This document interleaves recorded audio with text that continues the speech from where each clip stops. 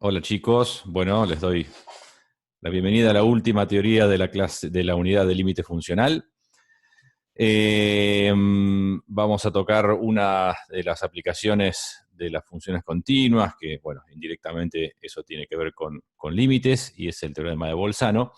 Pero antes quiero hacer una aclaración sobre asíntotas en base a algunas dudas que se plantearon sobre un ejercicio que estaba en los cuestionarios, que se los plantearon a la profesora Patricia Ruiz, y bueno, después lo conversó conmigo. Yo dije en su momento que, voy a hablar antes de mostrar el texto, que en la clase en cuestión afirmé que la asíntota horizontal y asíntota oblicuo no pueden convivir o coexistir en una misma función.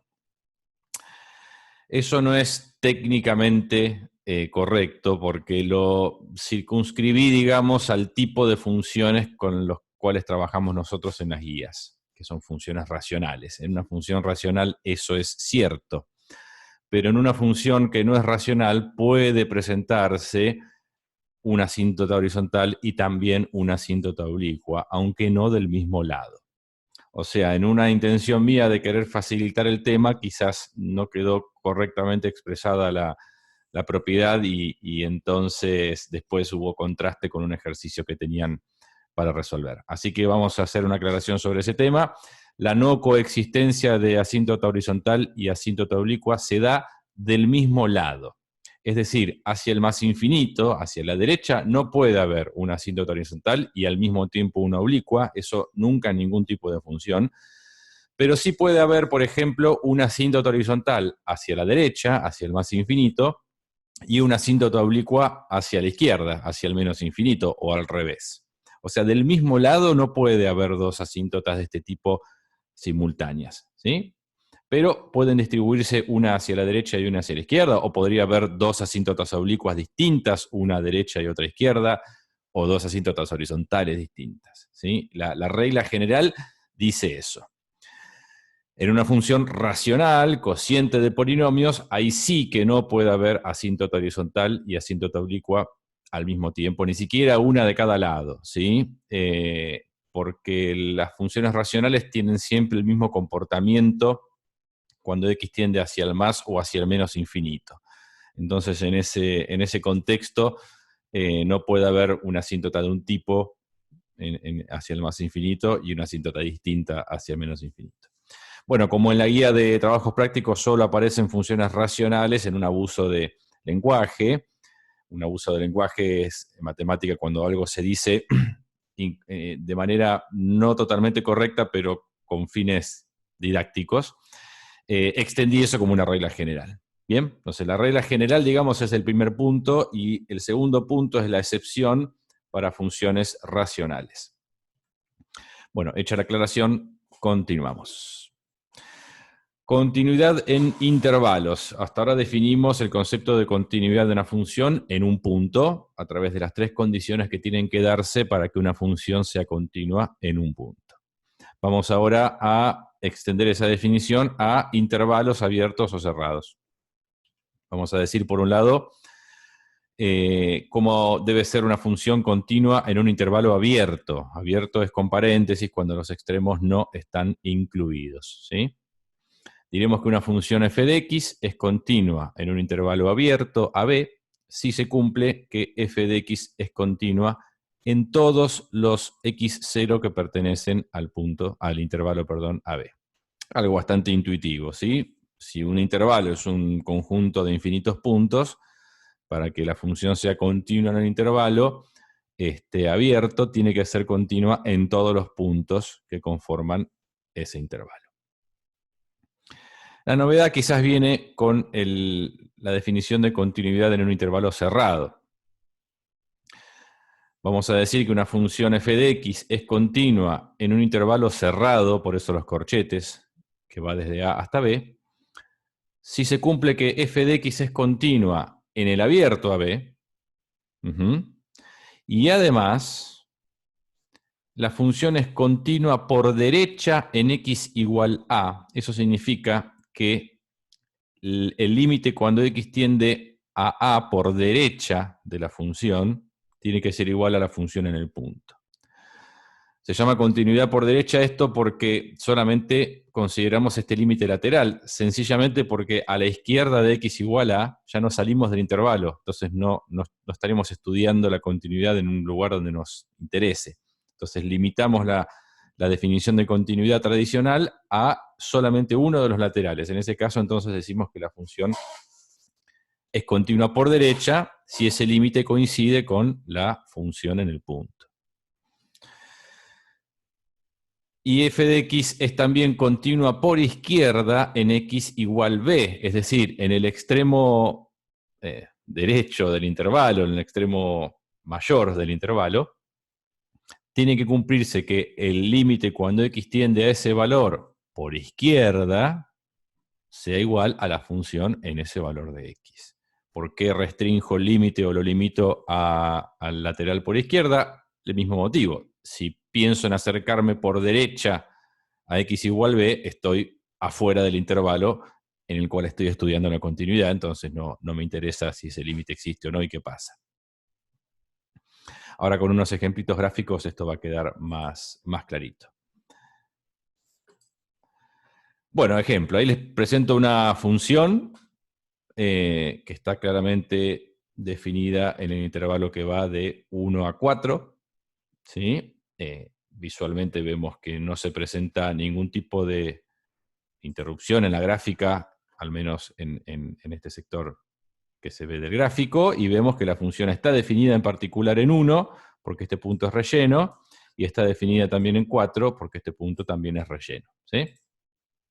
Bueno, vamos a estudiar la continuidad de esta función en el intervalo 1, 4 abierto y cerrado, a ver qué pasa. Bueno, claramente es continua en el abierto, porque si yo miro la forma del gráfico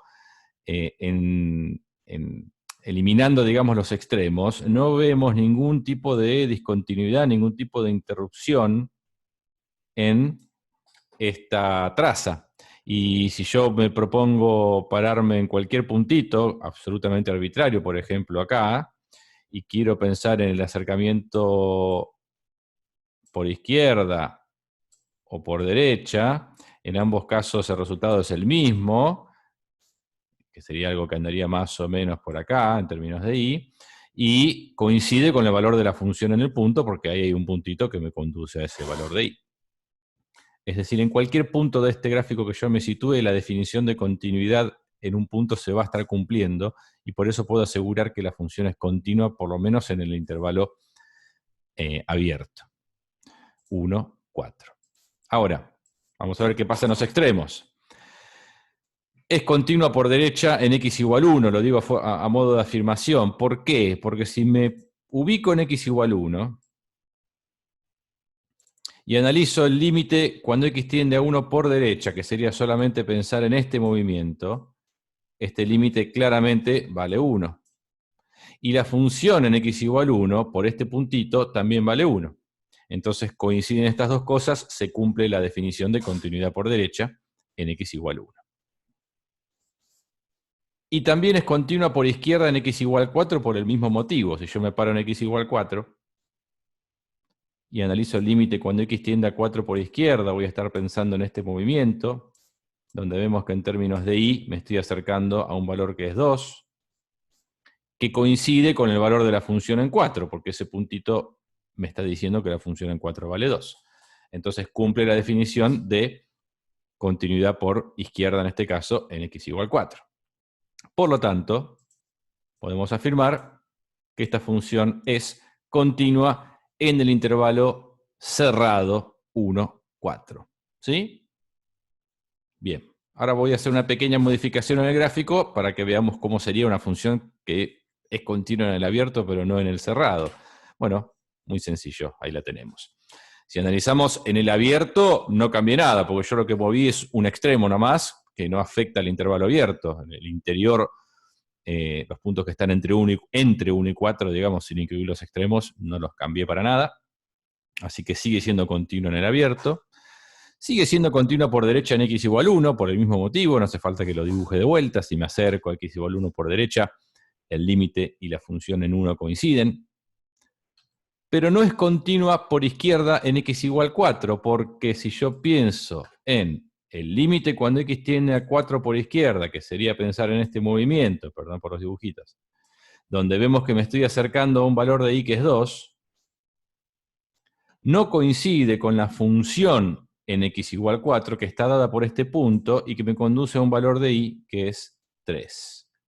O sea, acá no está cumpliéndose la definición de continuidad por izquierda en x igual 4 en este caso, porque límite y función en 4 no coinciden.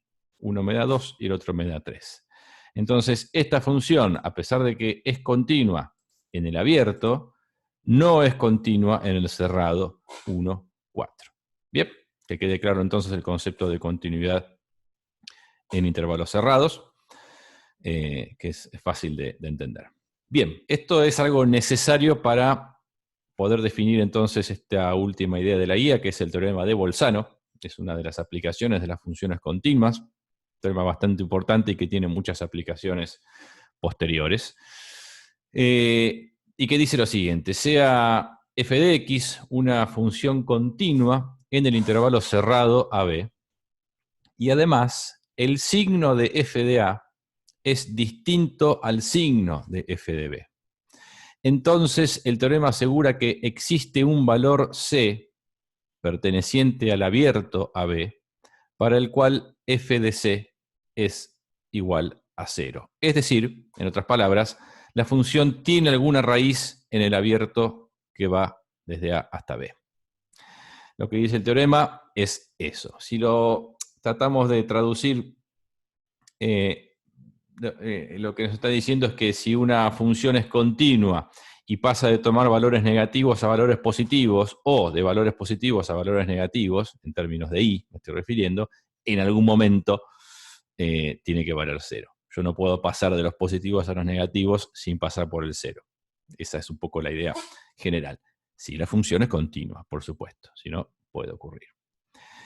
Vamos a hacer una interpretación gráfica de esto. Entonces achiqué ahí el enunciado del teorema y les presento ahí un sistema de ejes coordenados y dos puntitos que tienen valores de y distintos en términos de signo, ¿sí? Está claro, no importan los valores porque eliminé las escalas, pero está claro que uno de los puntos está asociado a un valor de y negativo, que es el que está a la izquierda, el primero, y el otro de los puntos está asociado a un valor de y positivo. Entonces, se estaría cumpliendo que en estos extremos la función tiene signo distinto, que es una de las hipótesis del teorema de Bolzano.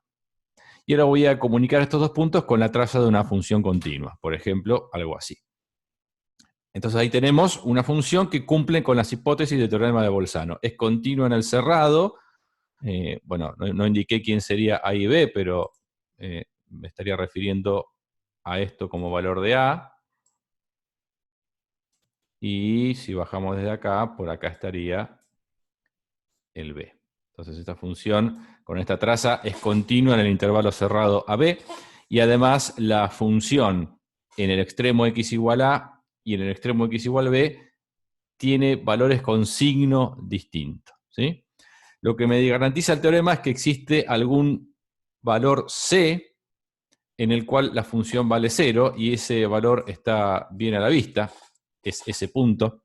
Ahí tenemos la raíz, ahí tenemos el C, cuya existencia nos garantiza el teorema. ¿Bien? Esa es la idea del teorema. Vamos a hacer ahora sobre esto una aplicación sencillita. Un ejemplo de aplicación. Vamos a demostrar, usando el teorema, que la función f de x igual x al cubo más 2x menos 2 tiene una raíz real en el intervalo 0, 1.